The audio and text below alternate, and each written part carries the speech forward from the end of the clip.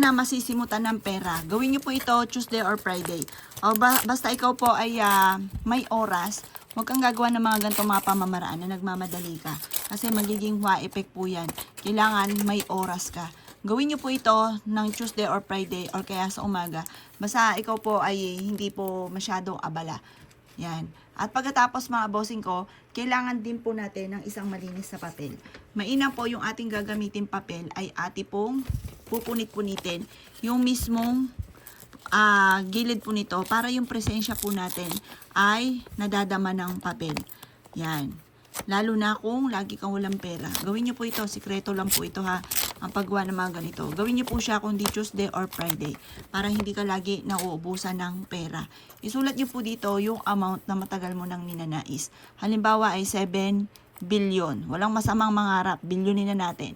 At pagkatapos, kailangan lamang po natin ng bawang. Sa bawang na ito, mga bossing ko, mainam. Isang bawang lamang. Sulat na rin natin dito yung pangalan po natin. Halimbawa, Apple Pagyo. Apple Pagyo. Magkakaroon ako ng 7 billion. At pagkatapos, mga boss, ito po ay tutupiin natin. Ilalagay nyo po ito sa wallet po ninyo. Gawin nyo po ito ng punong-puno ng pagiging positibo sa buhay.